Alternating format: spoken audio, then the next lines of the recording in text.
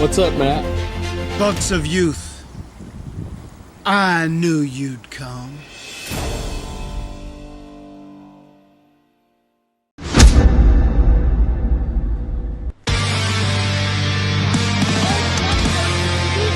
This is mine.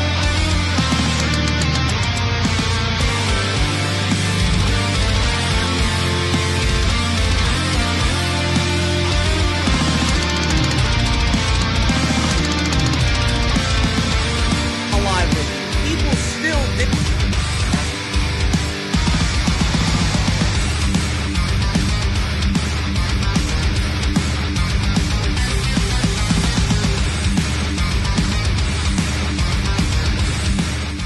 Man, normally I am very critical of the go-home edition of a pro wrestling show leading into a major pay-per-view. Normally, with the follow-ups, they usually let everybody down and nothing exciting or nothing big happens on the follow-up. It's a slow and steady wins the race type of mentality with the follow-up shows. I think the go-home shows are very important. I think the art of putting on a go-home show is actually lost in translation, no matter if you're talking about WWE or AEW. But just as important as the lead-in is for a major pay-per-view, the follow-up is just as important following a major pay-per-view. AEW had Revolution on Saturday night, which was a great pay-per-view. Shout out to my boy Jesse, who got me this beautiful AEW Revolution t-shirts from the venue. They were selling them there at the venue on Saturday night. I got this today in the mail from him and his wife. And I want to say thank you, brother. Hopefully I will see you soon in Chicago for All Out. He wanted me to be a part of something special without me actually being there. So shout out to him. AEW Revolution killed it. AEW continues to kill it. The follow-up is very important. Now, I want to use my words correctly. I know there is a ton of rumors out there. There are tantalizing situations out there with incoming talents to All Elite Wrestling. Lance Archer is set to debut. He's been teasing his incoming arrival on social media. Brody Lee is another one who is heavily rumored right now to be coming into AEW. And he could very well be a major part of a major storyline right away after what we've seen tonight. I will give you guys a glimpse into what I'm thinking about Brody Lee on this particular podcast tonight. And then we got Broken Matt Hardy, who showed up, or actually he didn't show up, it's his series. He was in the closing scene of the Free the Delete finale on his YouTube channel, and then a limousine pulls up, and out comes the Bucks of Youth. And Matt Hardy stands there and says, "The Bucks of Youth, I knew you'd come." With all the news and rumors about Matt Hardy, Brody Lee, and Lance Archer, I was expecting them to at least debut one of those three individuals tonight. We got zero. We got zero debuts on Dynamite tonight. Were they needed? Absolutely not. Would it have been great as far as a follow-up goes? Absolutely. But they were not needed. They were not needed. See, folks, Dynamite tonight was a great show. You might not think so, but I don't give a shit what you think. It's my show. If you guys want to go out there and express your opinions on Dynamite, whether it was good or bad, or if you just vehemently hate Dynamite for whatever reason, or AEW for whatever reason, go and start your own podcast. This is mine. You're not going to do it better than I do. Just giving you a word of warning. Dynamite was a great show tonight. Tonight was a great follow-up. They didn't do anything completely different from what they've been doing. There wasn't an unpredictability factor with the show tonight. They didn't blow you away with a match card that was going to tear down the building tonight in Denver, Colorado, or wherever they were. But they were doing what they have been doing all of these weeks for the majority of 2020. They're keeping you invested. They're keeping you excited. They're keeping you wanting more. You see, when I watch a pro wrestling program, I want to feel like I can't wait for the next week already. Dynamite has given us that feeling for the majority of this year.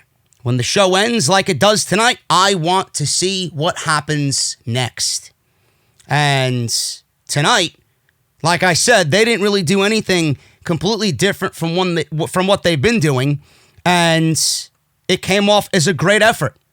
Pro wrestling, storytelling, investment, excitement, looking forward to the next show. Simple. It's a simple formula. They're not trying too hard. They're using what they have, and they're making everybody feel invested. They're making everybody feel like they can't wait for next week's show. Lance Archer, Brody Lee, and Matt Hardy are not on the active roster as of right now. They have not debuted yet. And if anything was showcased with this entire stretch of how great Dynamite has been, they know what they're doing. They're strategically planning what their next move is. I know it. I see it. I feel it. We didn't need any of those big names on this show tonight. But just know that they are coming. Just know that AEW has them in their back pocket. And know that AEW is going to continue this momentum as they see fit. And they're going to make you feel like, oh shit, I gotta watch next week. They know what they are doing. And I'm loving it, and they are killing it right now on Wednesday nights. Anyway, guys, thank you so much for joining me here on the Dynamite edition of Off the Script. It is March 4th, 2020. We're going to go over Moxley and his celebratory championship speech tonight. Darby Allin and Chris Jericho. Well, actually, it was Darby Allin and Jon Moxley versus Chris Jericho and Sammy Guevara. But that obviously did not end up happening. We got the Dark Order versus SCU and Colt Cabana. Pac versus Chuckie T. And a surprise appearance, a surprise in-ring promo appearance by one of the greatest to ever do it, Jake the Snake Roberts. And man, oh man, did he tear down the show tonight. Absolutely incredible by Jake the Snake Roberts. We're going to go over it all, plus all of your AEW Revolution news and rumors coming out of Saturday night right here on Off the Script. Guys, follow me on social media at JD from NY206. That is on Twitter and Instagram. Hit that subscribe button down below and turn on the bell for all notifications. If you guys want the very best in the IWC, look no further than Off the Script. Monday Night Raw every single Monday.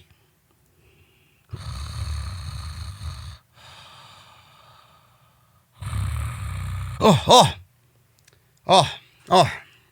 sorry, guys. I fell asleep just at the mere thought of Monday Night Raw. I fell asleep and I had a dream that Monday Night Raw was actually a decent wrestling program. I had a dream that Monday Night Raw was 2 hours. Oh, man. That was a good dream. That was a good dream. I had a dream that Vince McMahon was not ripping up the script coming out of this week's Monday Night Raw. You'll hear about that on Off the Script this weekend. Wait till you see the rant I got coming, man. Monday Night Raw, AEW, and NXT on Wednesdays, the flagship podcast, which is this weekend, every weekend. Episode 316 coming up on Friday. And SmackDown.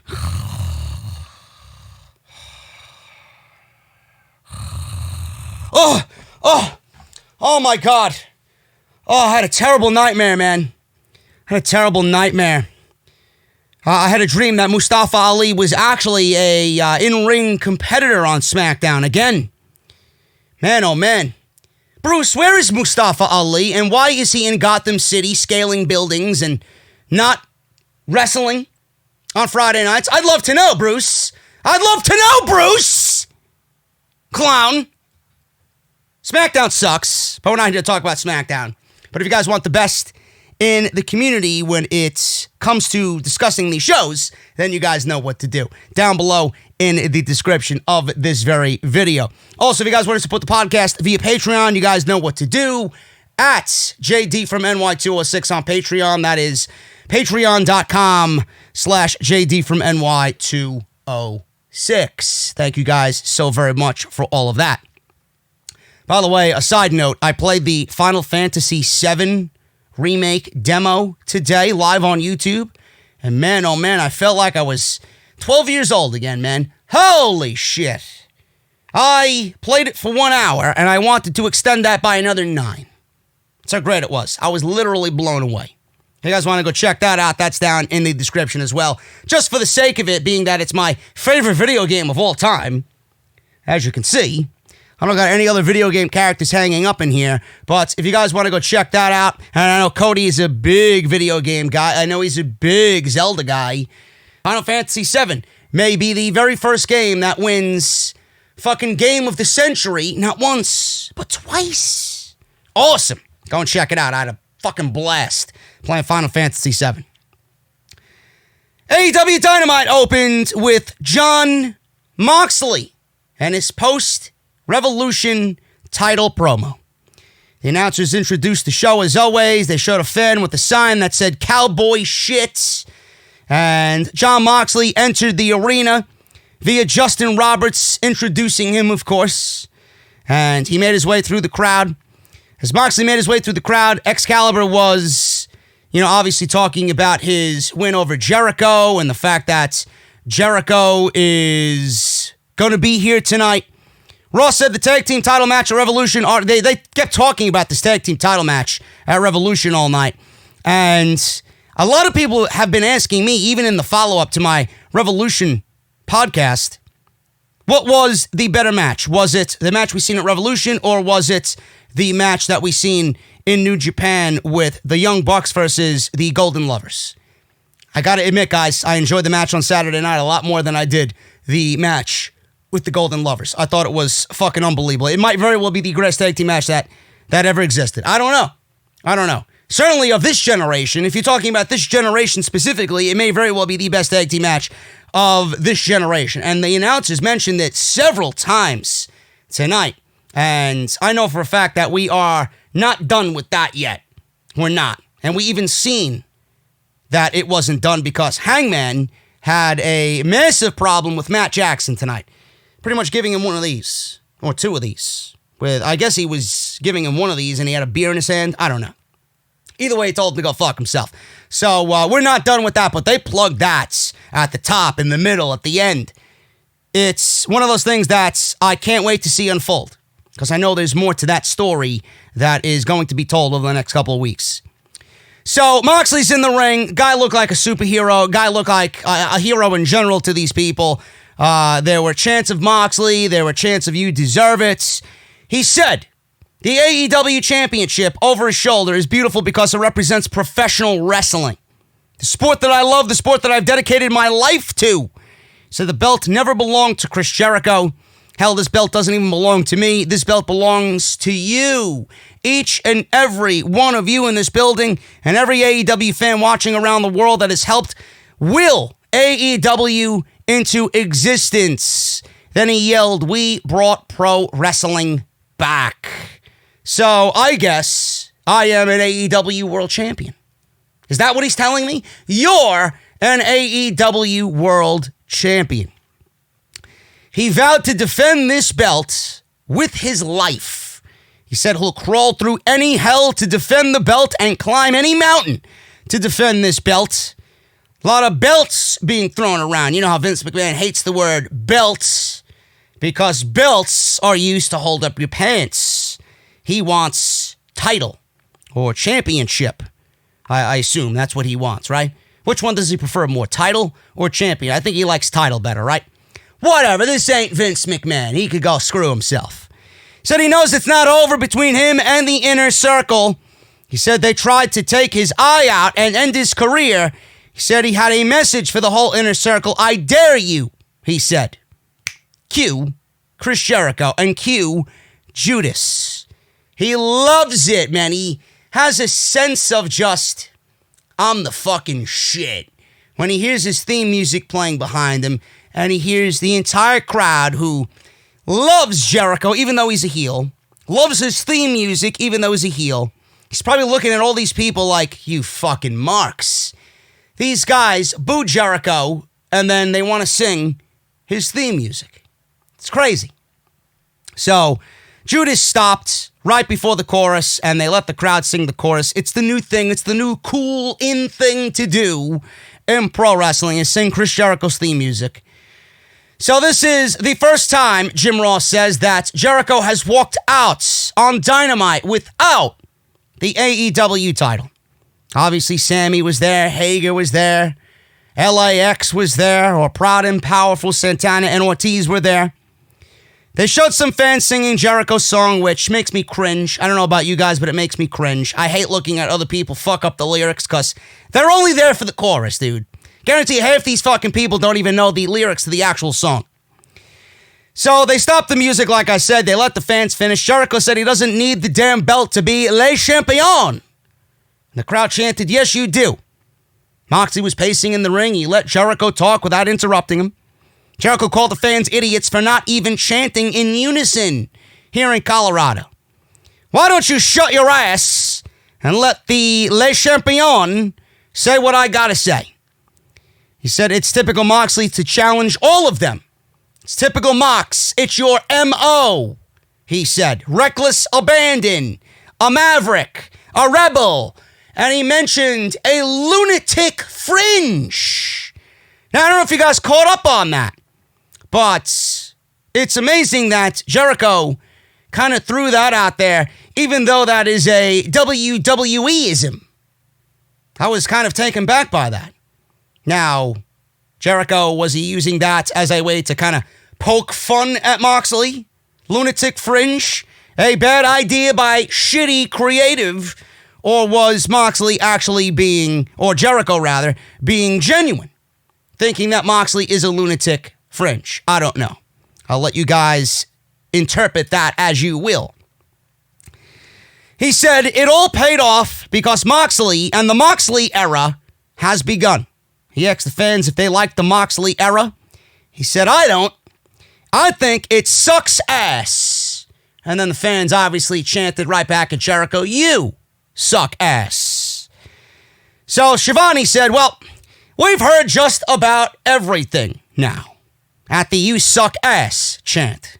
He said Moxley's championship win was based on a lie. He said he's a cheater and a liar. I love how Jericho is thinking that Moxley is the cheater and a liar. He said he spent the better part of 3 months training to fight a man with one eye, and the fact that he could see out of both is not an action that is worthy of a champion.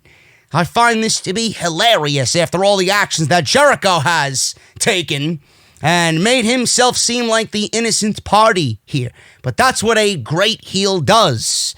That makes you a snake oil salesman, he said. He said the fans are all liars too. You turned the inner circle from a group of good-natured and very good-looking guys into a damn hit squad. Moxley broke out into a wide-eyed, sarcastic look here in the ring. He still let Jericho speak and finish. Fans were chanting bullshit. Jericho said they were putting the entire AEW roster on notice. He listed Michael Nakazawa and the Librarian and vowed to tear everybody apart and hurt people. And Moxley, we're going to start with you, he said. So he plugged the main event, obviously. It was Moxley and Darby Allin versus Jericho and Guevara, and said that he won't walk out of this dumb state on his own. He said if Moxley walks out on his own, he'll take a leave of absence from AEW for 30 days. You know what? Scratch that. I'll take a leave of absence from AEW for 60 days, said Chris Jericho. He said he always has a plan, and Moxley isn't as smart as he thinks he is. Moxley said nobody ever said he was a genius. Hell, I didn't even graduate high school. He said he's so sick of hearing Jericho talk, so tonight he's going to send his ass packing for 60 days and make him look like a stupid son of a bitch. Really, really good opening segments. AEW, listen, I'm going to, because I know what you're thinking right now when I said this was a very good opening segment. Oh, JD always complains when Monday Night Raw starts off with a 20-minute segment. I thought the Randy Orton, Matt Hardy stuff was great. I think anything with Randy Orton right now on Monday Night Raw is phenomenal. It's the best story going into WrestleMania. But that is the formulaic way of WWE doing things on their show, no matter if it's Monday or Friday, and we're starting to see it now kind of infiltrate into NXT. I don't want to see shows open with a 20-minute promo. But this is Moxley winning his big title on Saturday. This is Chris Jericho. I can listen to Chris Jericho talk all night long. And the simple fact that AEW has rarely gone and done segments like this to open the show, tonight felt warranted. Tonight it felt needed. Moxley stating what he said in the open, how this is everybody's championship and how he won the championship and this is pro wrestling, and he thanked everybody for making AEW what it is today. This is the right spokesman for AEW right now. Jericho did what he needed to do with the title. He got AEW over. He got AEW into the mainstream. He got the championship over. This is what a guy like Jericho is supposed to do. He got the championship over to the prestigious state that it is in right now. Now, Moxley is the face of AEW. This was a great promo to let you guys know at home that Moxley is now the face of AEW. This was a promo that Moxley cut tonight, and you can sense how genuine it is because of where the man came from and what the man had gone through and the shitty creative that the man had gone through. This is all he wanted to do. This is exactly what he wanted to do. This was a great promo by Jon Moxley because it hit home. And it's believable because the man behind the character, Jonathan Good, is as genuine as they come. He wanted this. He went out. I said this on Saturday. He went out there. He left mega money on the table to go do things on his own, away from the machine, his own way, following his own road. You got to give the guy props. Some people think that Moxley is not ready to be the face of AEW. Some people think that Moxley is never going to be ready to be the face of AEW. I think the time is right for Moxley to be the face of AEW. Jericho did what he needed to do, and he made that title look like the biggest wrestling championship in the world in the months that he held it before dropping it to Jon Moxley. This was a very effective segment. I also love the fact, like I mentioned, that Jericho is pretending that he is innocent here. Like he was the one who was done wrong, but that's what a great heel does. He feels like he was cheated out of the World Championship. He felt like Moxley cheated to win the championship. So I could definitely see a rematch coming between the two, and I will touch on that when we get into the main event of tonight's show. This was a very effective segment to open AEW Dynamite. Speaking of Jon Moxley, I got some news on Jon Moxley. Moxley supposedly was half concussed at the end of the championship match at Revolution. Now, that might be why they did not allow him to wrestle, but if he was half concussed, they might have cleared him before the show tonight, but I'm not sure on either one of those aspects. If he was half concussed or if he was and they cleared him, I don't know. I don't have any information on that. But if he was half concussed, I don't think that they would have allowed him to be physical on tonight's show. But there was a report coming out of Revolution that Moxley was half concussed. So this was something he said while speaking to the media after Revolution went off the air. So he claimed that he was half concussed during the match. It might have just been Moxley selling for everybody, winning the World Championship and kind of selling the effects of what Jericho and the Inner Circle did to him during the match. I don't know. He went on to explain how he dealt with being busted open during the match as well. Jericho threw my head into the ring post, and on the floor, I basically headbutted the steel post as hard as I could get headbutted. I was seeing triple for a minute out of my one eye. I still feel a little woozy. I was like, whoa, this isn't good. Then I felt that hot instant feeling of knowing when you're lacerated. At last pay-per-view, it happened too, except it was in the back of my neck. And I was like, oh, put pressure on the wound. So that's what I did tonight. I put pressure on the wound. So Moxley said he was half concussed, but I'm guessing that it wasn't as serious as he made it out to be. in the post-scrims after Revolution. Otherwise, like I said, they wouldn't have allowed him to get physical tonight and take a beating from the Inner Circle the way that they gave him a beating, especially by putting him through the table from the stage at the end of the show. So I'm going to debunk that and say that he was not half concussed, but he may very well be concussed after that table spot after the show went off the air tonight. So that was the opening segment, and I loved it. I thought it was great by all parties involved. So we go on from that to SCU. Scorpio Sky, Frankie Kazarian, Christopher Daniels, and a debuting Colt Cabana versus the Dark Order. Alex Reynolds, John Silver, Evil Uno, and Stu Grayson. This was a 4-on-4 tag team match. So, obviously, the Dark Order has this Exalted One thing surrounding them. They won at the Revolution pre-show. They are the number 1 tag team, ranked tag team in AEW. So, it's going to be very interesting to see what's going to happen there. When are they going to get their title shot? When is it going to come? Against who will it be? I don't know. Will the Exalted One be unveiled before that title match? I don't know.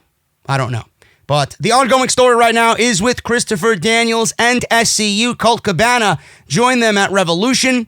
This is his debut on Dynamite. This was fun, and it was pretty damn good. I didn't really overly care about most of it, but it was good, it was fun, and Colt Cabana looked pretty damn good tonight. I got to give him his props. So they worked Daniels into the hot tag for Kazarian. Daniels was being worked over. He made the hot tag to Kaz. He took it to the Dark Order with a flurry of offense. Chaos broke out. Did not know who the legal man was at this point. I didn't really care towards the end of this thing. The ref tried to restore order. Rick Knox tried to restore order here, but could not do it. SCU cleared the ring of Silver and Reynolds. Then they triple-teamed Uno in the corner. Colt rallied, and the fans were chanting Colt Cabana. Sky flipped over the top rope and took everybody out. And Cabana then delivered a top rope Chicago skyline and a Superman leverage pin for the win. People were big into Cabana. He looked great. I wasn't sure when they said Cabana had signed with AEW that he'd be wrestling. I thought he was going to be used mostly as a agent or producer of some sorts, but they signed him, and he looked pretty damn good tonight in beating the Dark Order. After the match was over, Uno yelled that this was not how it was supposed to be, and the Exalted One will be furious at this decision when he arrives. And when he arrives, heads will roll. So that's that. I don't know who the Exalted One is. It could be anybody, really. They were talking about the Exalted One on commentary. It could be a he. It could be a she.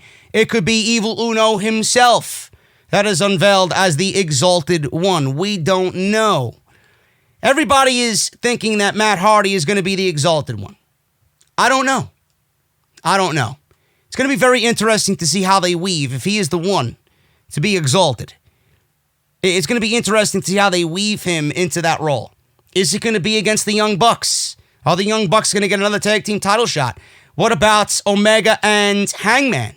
What about the Dark Order facing Omega and Hangman and the Dark Order winning the tag team championships because of something Matt Jackson does to Adam Page to cost them the championships? And then maybe with the Bucks of Youth having this thing today that was unveiled with Matt Hardy at the end of the Free the Delete segment that was uploaded to his YouTube channel. Maybe they weave Matt Hardy into this thing.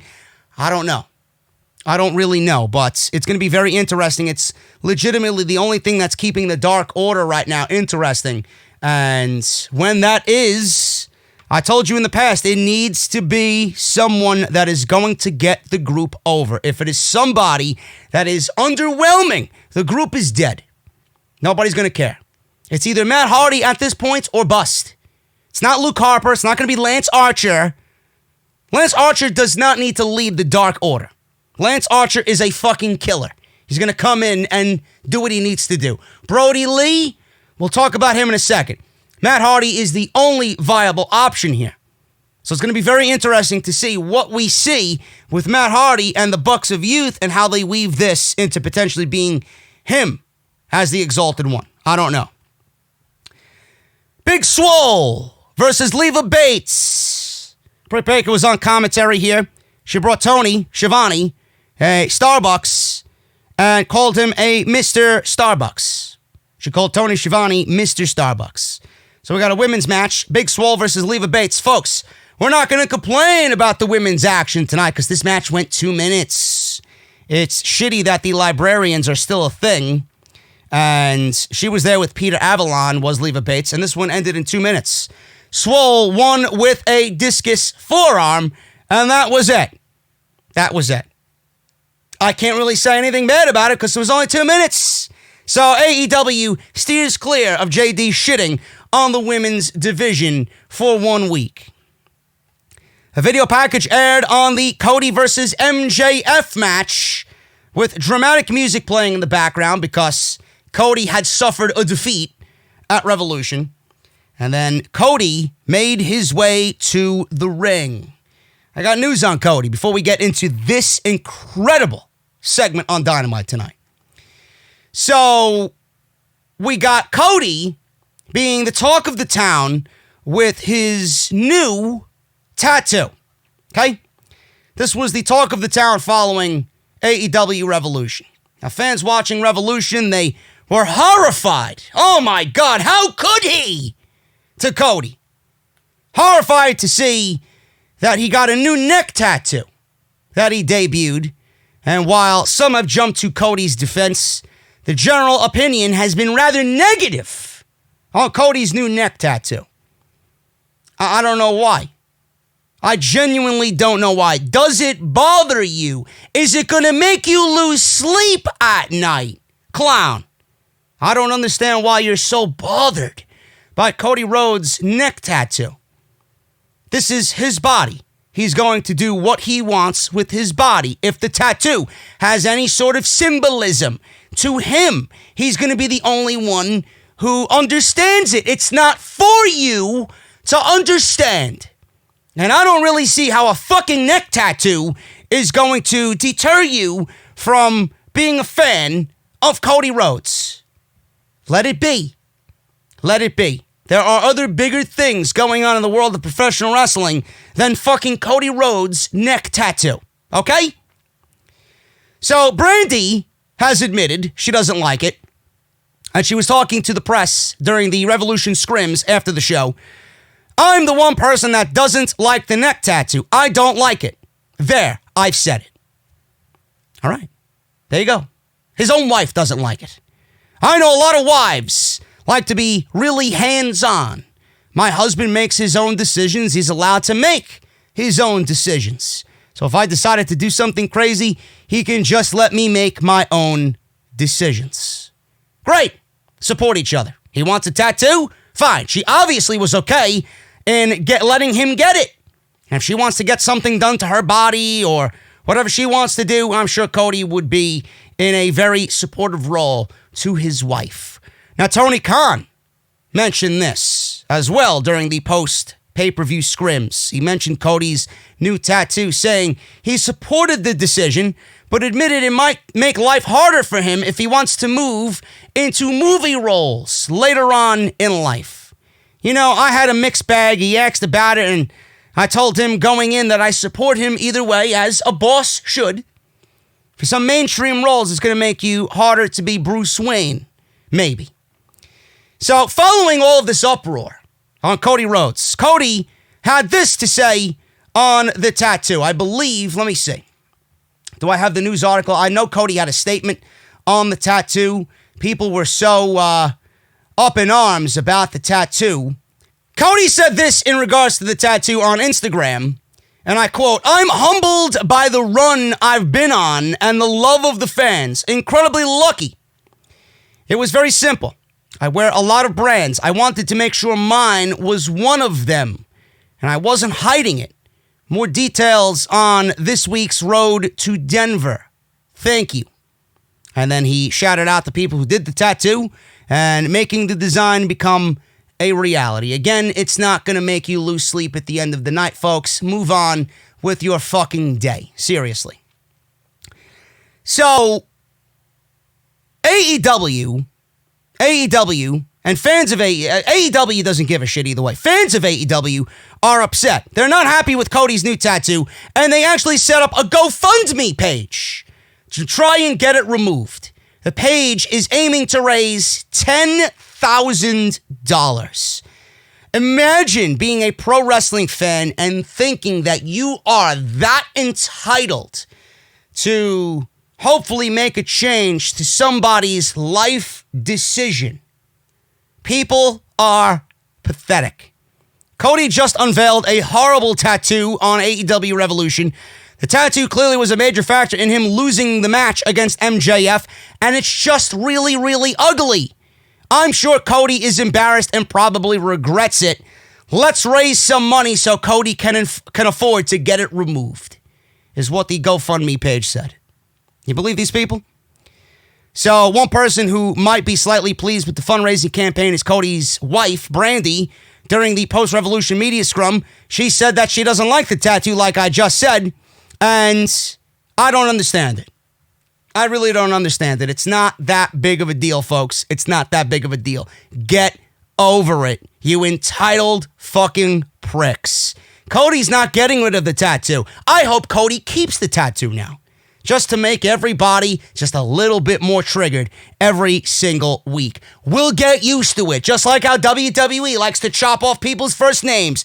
We'll get used to it. At the end of all of this complaining, it won't be anything that you notice immediately anymore. It's just going to be a part of his every week act. Simple. Cody was in the ring, and this was the best part of the show. This was the best part of the show. He said, you work your whole career to get on an actual pay-per-view card, and it's guaranteed money. And when you win, you get the winner's share of the purse. He asked MJF to come out here right now, look me in the face and in the eye, and tell me that you beat me fair and square. Did MJF come out? Obviously not. There's no reason for MJF to come out. He beat Cody. He beat Cody. Out. Instead comes Jake the Snake Roberts. Yes, that Jake Roberts. The legend Jake Roberts. Jake Roberts came out, and Jim Ross said, what the hell? What the hell? To the surprise of everybody, Jake walked to the ring. Jim Ross then said, this is not an illusion. Shivani said Cody is completely shocked. He rubbed the ropes, he smelled his hands, and then he leaned in and smelled the turnbuckle. Jake is happy to be back in a pro wrestling ring in a meaningful storyline. I hate to spoil the party, but damn, man, I got tired of hearing you cry and bitch, Jake said. I never cried over one match in my entire career, and you're going to let that little punk son of a bitch get you down and start crying? So he goes on to say to Cody that MJF whipped him like a dog. Don't you understand? You got your ass kicked. He handed it right to you. And he said, that's not why I am here.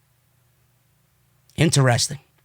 Jake Roberts is laying it into Cody about him getting his ass kicked by MJF, but MJF and Cody is not the reason why Jake is here. Jake says he's not here to praise him. He's there to slay him. He said he has a client. The dark side will be coming to AEW. He said when the roots take hold, it will be like a phoenix rising from the ashes, soaring to the sun. He says it's been 20 years for him to get clean and right, and by God, I earned it. So fans obviously were cheering this because if you guys know Jake's struggle, then it's something that deservedly needs applause and praise.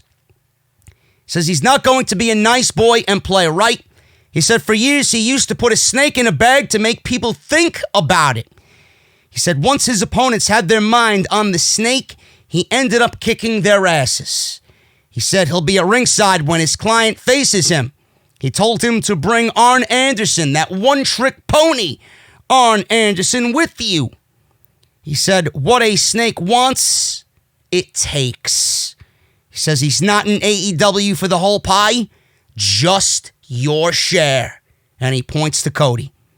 He called him Caesar, being that Cody thinks he runs AEW. He is the hierarchy of AEW. And the body language and the tone of voice that Jake used when throwing the word Caesar at Cody was fucking epic. He said a wise man once told him to never turn your back on someone he respects or who he's afraid of. He turned his back on Cody and left the ring, tossing the mic to Cody's feet. This was fucking incredible. Absolutely incredible. If you watch one thing on Wednesday night, it is this segment right here. Couple of things I want to make mention of. Number one, Jake the Snake Roberts is childhood. He's my childhood. He's a legend. He's one of the greatest. Some people might call him the greatest bad guy in the history of the business. People like Randy Orton and guys of that nature. Bray Wyatt when he was with the Wyatt family. Guys like that, that cutthroat, just psychotic, just unbelievable, just villainous vibe that you see that not many people do nowadays. I'd even go Tommaso Ciampa when he was a heel. He had some Jake the Snake tendencies in him as well. Jake the Snake is a guy that if you're not paying attention to, or if you're not studying old tapes or old promos on how he used to do it, Jake is one of those guys that I could wholeheartedly say, when you watched him, you believed every fucking word out of his mouth. There's a reason why his catchphrase was trust me. Trust me. Everything out of his mouth back in the day when we watched, everything he said was 100% legit. He said it, you believed it. He said it, he did it. You don't find guys like Jake the Snake Roberts anymore. You don't. And it's amazing how Jake the Snake Roberts, at however old he is, today, on this day, cut a better promo than 100% of the WWE roster. He cut one of the best promos of the year, and he cut one of the best promos that a lot of people in this business today wish that they could cut. Give the man his due. Give the man his props. Still killing it after all of these years in 2020. And this has got Cody's DNA written all over it. Who is Jake Roberts representing? I'm going to go out on a limb and say Brody Lee. I don't think Lance Archer needs anybody. I see Lance Archer as an assassin, a lone gun in AEW. I don't see Lance Archer needing Jake the Snake Roberts. I do see Brody Lee needing Jake the Snake Roberts. I see Brody Lee and what he looks like. I don't know what he looks like since leaving WWE. I'm sure he looks great. But what I see from the makeup of Brody Lee, a.k.a. Luke Harper, I see Jake the Snake leading him to victory. If Jake the Snake is going to be speaking on behalf of Brody Lee, that's instantly going to make Brody Lee a main event guy in AEW. I've never seen Brody Lee or Luke Harper, with a microphone in his hand and really be that guy to cut a promo and really make you believe and really get behind the character and what he was trying to sell. If Brody Lee is coming in and they're pairing him with Jake the Snake Roberts to feud immediately with Cody, it's going to skyrocket. It's going to catapult Brody Lee to the upper echelon of AEW immediately. And man, Brody Lee working with Jake the Snake Roberts, imagine what he could learn that he has not learned previously. It's going to be amazing. And if we see Jake the Snake Roberts on AEW TV every single week when Brody Lee is there, that's not something I'm going to complain about either, especially if he's in a role in which he was in tonight. Fantastic stuff. Go out and watch it. Cody is obviously still bothered by MJF. He's still bothered by the loss of MJF. He wants another shot at MJF. Clearly, it's not over. Clearly, MJF won in nefarious ways. So the match is going to continue. Or the feud, rather, is going to continue. If this was WWE, we would have gotten rematch after rematch after rematch after rematch. AEW has one show. You would have seen MJF and Cody on WWE TV on Raw 4 straight weeks. They would have given you a rematch and really killed the entire feel of the feud in an instant. But here we got Cody still wanting MJF. He's not going to get MJF because now Cody is going to be bothered by what Jake the Snake has in store for him. And they're keeping the Cody MJF feud off to the side for a little bit. They're putting it on medium heat right now instead of it being boiling over. You know, they lower that knob on the stove to maybe a 3 instead of upping it to a 6. This is great. You want to know why? Because if we got another rematch right then and there, if this was WWE, we would be sick of seeing Cody and MJF. But now that they're keeping the feud warm, when they go back and revisit it, we will have just as much interest in the feud when they do match 2 compared to when they did it with match 1, if not more. Because roles and situations might be different the next time we come around to see Cody and MJF again. Now, I'll revisit this when I talk about what MJF said in his promo to Cody later on in the review. But this was fucking phenomenal. Go out and watch Jake the Snake cut a promo better than most of the business wishes they could cut in 2020. Fantastic stuff. We go to Orange Cassidy and the Best Friends. They made their way out. Pac versus Chuck Taylor with Trent Beretta and Orange Cassidy. This one went 10 minutes. Orange Cassidy is still the talk of the town coming out of Revolution. He did his thing. Probably the second best match of the night. If anybody shits on Orange Cassidy, I honestly think you're a fucking fool. He shut up a lot of people on Saturday night, and I can't wait to see another match with those two. Honestly, I can't wait to see another match with those two. Not even another match. I can't wait to see when they're in the ring again because, Orange Cassidy, he tried. He tried real good on Saturday night, giving you a little bit of his gimmick and really showing you what he can do in the ring with a guy like Pac. And now when he's in the ring with Pac, you think he's going to take it lightly? Orange Cassidy is not going to be the Orange Cassidy that we know the next time he's in the ring with Pac. He's going to be all business, especially after what happened tonight. This was a very good match between Pac and Chuck Taylor. They needed to make the Best Friends look at least strong coming out of Revolution, so they had Chuckie T really hang strong against Pac in this thing. But man, oh man, the ending of this match was crazy. So Pac charged at Chuck T in the corner. Chuck grabbed a double underhook and powerbombed Pac onto the back of his head. Pac was out. Holy shit. Got a near fall. I thought it was over. So we go from that. Chuck went for a top rope moonsault. Pac moved. No selling what should have ended the match, which is always one of those things that people complain about. But Pac moved and then caught him in the brutalizer instantly for a quick verbal submission. So Chuckie T lasted pretty decently in there with Pac, and it builds, like I said, the Best Friends to look credible against what Pac has coming to them in the weeks to come. Pac and Trent had a stare down afterwards. Orange Cassidy stepped in and pushed Chuck away to take over the stare down. He wanted another shot at Pac. The Lucha Brothers came in and super kicked Cassidy from the opposite sides. So we got a double super kick sandwich here by Pentagon and Phoenix. The Lucha Brothers and Pac beat up the Best Friends and Orange Cassidy. Pac then spoke on the house mic and said that they are the Death Triangle. The Lucha Brothers then said it in Spanish, and Pac said that they did this to themselves. He got real crazy and then said nobody in AEW is safe. The Lucha Brothers then hit a top rope drop kick into, or the top rope package pile driver, I should say, into... it was Phoenix into Pentagon, and then they took out Orange Cassidy, and they really devastatingly just took him out with that move. And this is another threesome in AEW. We got a lot of threesomes, no homo, in AEW, but it's one of those things that makes you think. With this new group, I didn't really see Pac as one of those guys to be in a stable. I always seen the Lucha Brothers as a tag team, just on their own. But they really haven't done much as far as the tag team division goes. So now they're being teamed with one of the best heels in the business right now in Pac. We got a lot of six-man matches on Dynamite. We got a lot of three-man factions on Dynamite. Is AEW getting ready this summer to not unveil a singles title or a secondary title, but are they getting ready to unveil a trios championship? We could see that happen. I don't know. Just got you thinking after the faction that was announced tonight with Pac, Pentagon, and Phoenix.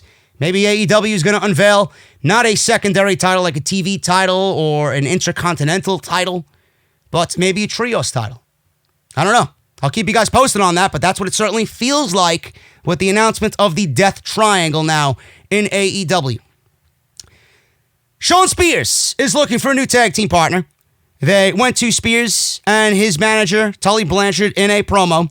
Tully said in 1984 he searched for Baby Doll and found the world's perfect woman. He said they're out there to find the world's perfect partner. So they put up an email address and a hashtag, Search for Spears. Ross says that they are getting some interesting submissions. So if you're out there and you want a shot with AEW and you think you're the perfect fit for Shawn Spears' tag team partner, there you go. Hit him up. Hit him up. Speaking of tag teams, we got a new tag team being managed by Brandy Rhodes on AEW television. I guess that's what they did here. They minus the Lucha Brothers right now from tag team 2-on-2 action to form the Death Triangle, and they needed somebody to replace them. In comes QT Marshall and Dustin Rhodes. Brandy's going to be managing these two on AEW television. Dustin not only revealed that he will be teaming with Marshall moving forward, but also confirmed that his sister-in-law, Brandy, will be the new team's manager.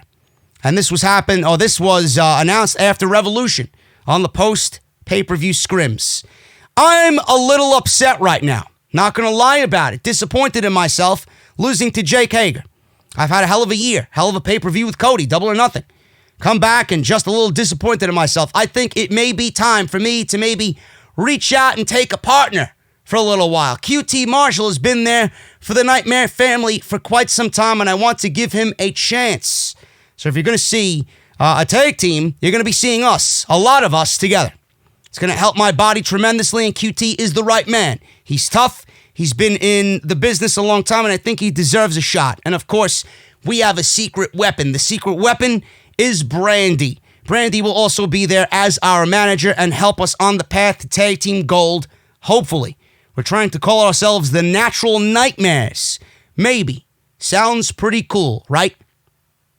This is a great role. This is a great fit for Brandy.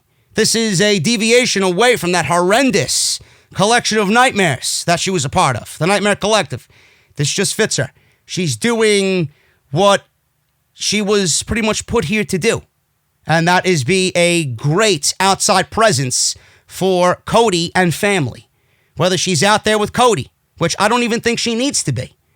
She's out there with Cody when she needs to be. She's not out there all the time. Cody can handle his own business. But if Brandy wants to be an active part of the show, then this is perfect for her. This is perfect for her. Managing Dustin and QT Marshall, I think is a brilliant move. It really is. Another tag team added to the AEW tag team division, which is completely stacked right now. But listen, I love tag team wrestling. Adding more does not hurt whatsoever. So that's that. So QT Marshall versus Jake Hager. This was very predictable. There was no reason why Jake Hager was going to lose his second match in AEW. So Hager kneed QT Marshall in the gut. Marshall landed a flip senton off the rope, but Hager came back with a clothesline and a standing arm triangle sleeper, and that was it. Hager wins in 4 minutes. When Hager held on to the sleeper for too long, Dustin ran in for the save. Hager, Santana, Ortiz jumped Dustin. Cody ran out for the save. He power slammed Santana, and out came Matt Jackson. He super kicked Santana and Ortiz. Matt and Hager faced off in the ring. Matt threw some punches and chops. Hager no-sold him, power slammed Matt Jackson. Hangman Page then came out drunken. He was holding a beer in his hand. He was drunkenly coming out, and fans were chanting cowboy shit. He put the beer on the ring post, and he was taking his time while everything was happening in the ring. And then he finally came out and exploded with some attacks on the inner circle. Hager tossed him over the top rope, but he came right back with a buckshot lariat. Can you imagine Hangman Page doing that good of a buckshot lariat drunk? Pretty damn awesome, right? And I still find it amazing how at All Out we were all talking about, oh, Adam Hangman Page is not the one to win the AEW Championship yet. He's not ready for it. And now, all because he's added the beautiful cold beverage to his act. Now he's the most overact in the company. Besides Orange Cassidy, of course. But look how over he is. Look at how desirable he is. Look at how much different he feels now on AEW television with just one small tweak of a character change. He still had Adam Hangman Page, but the fact that he's a drunken alcoholic, I mean, it's a beautiful thing to see. And fans love it. They eat it up. They want to be a part of it. And when the fans want to be a part of something so badly where they're taking signs to the show, hey, Hangman, come have a beer with me, or Adam, take my beer. Page, take my beer. You know it's something that the fans are invested in. So he hits the buckshot lariat. Fans were going crazy. Page then grabbed his beer and drank his beer. Matt got on Page for what he was doing and had some words. They exchanged some words. And Page gave him the middle finger and left the ring. So there was a hot, heated moment there between Matt Jackson and Adam Hangman Page. Page leans against the ropes, the barricade rather, and then fans were giving him beer. He was taking beer. He was carrying around all these beers with him to the back. So he wanted to go party. And he said, fuck you, Matt Jackson. I don't need you. I don't need you and your fucking fatherly advice, Mr. Jackson. So that was that. I don't know, man. It's going to be interesting. It might lead to something with Matt and Page. Maybe Matt costing Omega and Page the tag team championships. We will see. So Hager looked decent. And I love where everything kind of resides right now with the Young Bucks and Omega and Page. Not sure where they're headed with any of this, but it's certainly interesting enough to keep you excited. Now, Omega wasn't out there. Kenny Omega was absent from all of this. Kenny Omega possibly suffered a broken hand during AEW Revolution. Now, Fightful and Sean Ross Sapp are reporting that Kenny Omega may have suffered a broken hand during his tag team title match at Revolution. However, the site has not been able to confirm the exact injury. So, again, take it with a grain of salt. They say, and I quote, word going around backstage is that Kenny Omega's hand was banged up after this classic tag team match at Revolution. Initially, it was feared he could have suffered a broken hand, though we don't know if that's the case or the severity of the injury. So that would be a real shame if he does have a broken hand, but nobody has been able to uncover the injury, if legit or not. But Omega was visibly absent in this segment on Dynamite. So it's going to be interesting to see what happens there. So being that we've seen this big brawl here at the end of the QT Marshall Jake Hager match, we got Cody versus Ortiz planned for next week. MJF, the Butcher, and the Blade versus the Jurassic Express, plus the Death Triangle in their debut six-man tag team match next week. And they will announce the Blood and Guts rules on March 25th in Newark, New Jersey, their version of War Games. A pre-tape segment aired with MJF gloating about his win over Cody with Wardlow standing behind him. He said he proved beyond a shadow of a doubt that it was the final chapter, or he was the final chapter of his epic odyssey.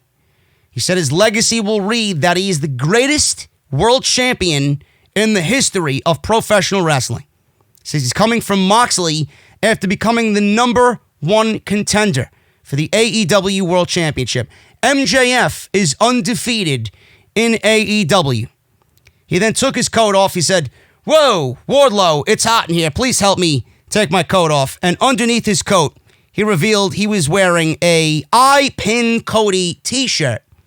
He said, "This shirt is obnoxious, it's regrettable, and quite frankly, it's very distracting, kind of like a neck tattoo. Don't you think?" And then the fans oohed and awed. And then he said, this promo is over. He snapped his fingers and Wardlow grabbed the camera. Yes, MJF did really mention Cody's neck tattoo. He also mentioned Pac and Kenny Omega and Jon Moxley and everybody else. He even mentioned Chris Jericho. Nobody will be able to get in his way on being the AEW World Champion. Very interesting situation.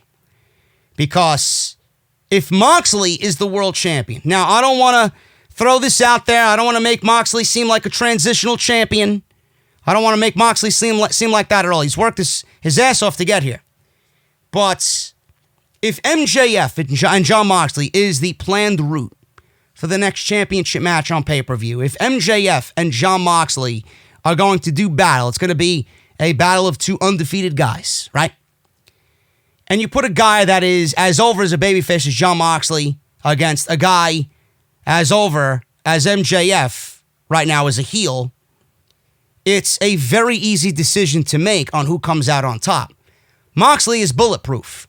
MJF cannot lose in his current situation right now. MJF has to remain undefeated. Again, Moxley is bulletproof.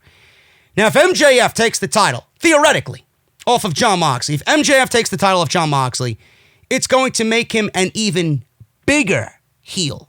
Because now he's going to be taking the title away from everybody's chosen guy in AEW, John Moxley, the one guy that everybody says deserved this opportunity, deserved this moment, coming from where he came from. The promo work between the two would be fantastic, I'm sure of it. He would be more over than he is now as a heel. Moxley will not suffer one bit. If jeopardizing Moxley's reign as champion to make MJF more hated as a heel, I'm all for it. I'm all for it. And theoretically, like I said, if that does happen, if MJF does become the AEW World Champion, Cody still has this clause or this thing hanging over him, looming over him, that he can no longer ever challenge for the AEW Championship due to what happened in his feud with Chris Jericho. If MJF is the world champion, and we get MJF as the world champion against Cody for the AEW World title, that could be AEW's out to get MJF and Cody into a title match. This could be Cody's way out of that ridiculous stipulation that he can no longer challenge for the world champion. Either Tony Khan wants to just get rid of this clause in his contract now, or if MJF tells management to bypass this situation because Cody just rags on and on and on and on that MJF did not beat him fair, and MJF eventually has to grow up and be a man. You know, I can beat you. I beat you fair and square. If you want me to do it again, I will. Maybe MJF becomes so obsessed with wanting to beat Cody and prove him wrong in this situation that he bypasses that stipulation, puts, theoretically, the AEW Championship on the line against Cody. Cody beats MJF for the AEW title, and Cody is the AEW World Champion. I don't know. Here I am, with Moxley winning it. I'm thinking we could be looking at Moxley Omega. Now with MJF undefeated, Moxley undefeated, Cody still wanting MJF. Now I'm thinking we get MJF and John Moxley at Double or Nothing. And then when we get to All Out, we get MJF and Cody for the World Championship. And Cody is now the AEW World Champion. I don't know. It's a very interesting situation. But MJF, again, you know, in the news, as always. I'll talk about this on Friday. Absolutely ridiculous. It's hilarious, but absolutely ridiculous at the same time. MJF had a signing, and there was a father and son there. We'll talk about this on Off the Script Friday. MJF took a picture and signed this kid's autograph with the father there present. And MJF, not even looking into the camera, gave the kid the middle finger. 7-year-old kid gave the middle finger to a 7-year-old kid. I love it. I absolutely love it. The fan, obviously the father here, complained on social media. He complained to Brandy. He complained to AEW. He complained to Cody. I'm not going to rant on it, but I'm going to give you my opinion on this Friday when I talk about it and what you should do as a parent if you are taking your son or daughter or whoever that is of a young age to these shows and you want to go up to MJF and ask for an autograph or a picture. I'm going to give you my friendly advice, okay? But it was hilarious to see him stick up the middle finger to a 7-year-old child, and it was absolutely ridiculous on the father's behalf to complain to AEW. If you're gonna go complain, then maybe you shouldn't be taking your fucking show or your son to these shows and get a picture with MJF in the process. You should know what to expect. That's all I'll say. But I thought it was great. And TMZ picked it up, and the New York Post picked it up. Awesome stuff. Chris Jericho and Sammy Guevara in the main event against Jon Moxley and Darby Allin. This one became a handicap match. Why? Because Jericho came out, and then Darby Allin came out, and Jon Moxley was getting ready to come out, but as he made his way through the fans, 3 masked lucha libres 3 masked wrestlers in Lucha Libre mask came out and attacked him and threw him into the concessions area and beat him up there while fans were taking pictures and no security was anywhere in sight. So underneath the mask, it was Hager, it was Santana, and it was Ortiz, and they laid waste to Jon Moxley. Finally, after a 5 minutes, just Pier 6 brawl in the concessions area, the doctor finally showed up. Moxley was knocked out. Darby Allin, being Darby Allin, said, ring the fucking bell. I'm going to take these two guys on at the same time. Handicap match, all by himself. So, obviously, Darby Allin is over. And Jim Ross, I love, said Darby Allin is truly an enigma by taking this match on 2-on-1. He is their version of Jeff Hardy. And Jim Ross knows it. He just can't actually say he's our version of Jeff Hardy, but he is the AEW's enigma. No question. So Jericho and Guevara took turns beating up Darby. Obviously, 2-on-1. Then Darby made the comeback. So they beat up Darby until Darby lifted the knees on a lion salt attempt. Ross called Darby brilliant. Darby leapt off the top rope with a coffin drop onto everybody in the inner circle on the outside. Fans went crazy for this. They chanted, holy shit. Darby landed on Guevara with a beautiful top rope coffin drop for a near fall, broken up by Jericho. Darby dove through the ropes at Jericho, but as he flew through the ropes, Jericho was up, nailed him with a perfectly timed Judas effect. Darby was knocked out. He got knocked out midair. They threw Darby back into the ring where Guevara finally got a victory. Sammy gets the 1-2-3, and Guevara and Jericho beats Darby Allin and a missing Jon Moxley. The Inner Circle celebrated, Hager putting Guevara on his shoulders like they won the fucking world title. Moxley comes out wielding a steel chair, pushing the doctors who were there, running with him to try and stop him, pushing the doctors to the side. He threw a chair at Jake Hager, took out all the heels, cleared the ring. Moxley was in the ring until Hager nailed him with a forearm from behind. They beat up Moxley, dragged him to the stage, and then power bombed him. All 5 of them in a group Shield-like power bomb. Imagine that. The little innuendos here, folks. Moxley, the world champion. Jericho calling him the lunatic fringe at the beginning of the show.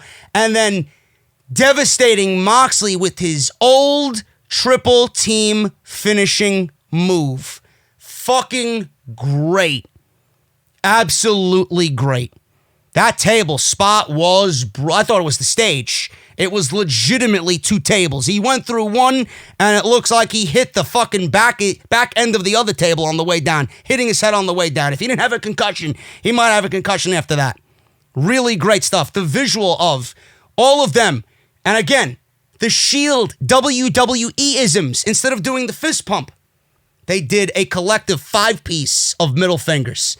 Fucking brilliant by AEW and the Inner Circle. This was awesome. Jim Ross ended the show saying that they have never, the Inner Circle, been more dangerous. This was great. Great show tonight. Not one single debut. They are coming. We are anticipating. The excitement is there, and I can't wait to see what AEW does next, man. It's great. I love this feeling. I love this feeling of just being happy on a Wednesday night, not complaining about anything. It's a great feeling, man. I forgot what it feels like to like professional wrestling. When Monday comes, I hate it. When Wednesday comes, I feel like a weight has been lifted off of me. And then Friday, I'll be ranting and raving as always on SmackDown, but at this point, it's not even worth it. But AEW is worth it tonight. Excellent follow-up show to Revolution. Guys, I'm getting out of here. Make sure you guys hit that subscribe button down below. Turn on the bell for all notifications. Follow me on Twitter at JD from NY206. Same on Instagram at JD from NY206. Shout out to my guys over in Audible, sponsoring the show tonight. audibletrial.com/offthescript. 30 days free of their service and 1 free audiobook of your choice. You guys got the option to get that free audiobook and cancel anytime you want in that 30 days. It's a great way to support the show, great way to support Audible and get something for free while doing so. Make sure you guys check out all the other content on the channel, link down below in the description. Check out the Final Fantasy VII demo remake gameplay, man. I loved it. I felt like a little kid all over again. Make sure you guys go and check that out. And patreon.com/JD from NY206. I will be back tomorrow afternoon with the return of the NXT review. We got 2 steel cage matches. Hopefully they put on a decent show this week. But I'll see you guys tomorrow afternoon for the return of the NXT review right here on Off the Script. Have a good night. Hit that thumbs up, and I'll see you right back here on Thursday for NXT. See you guys then.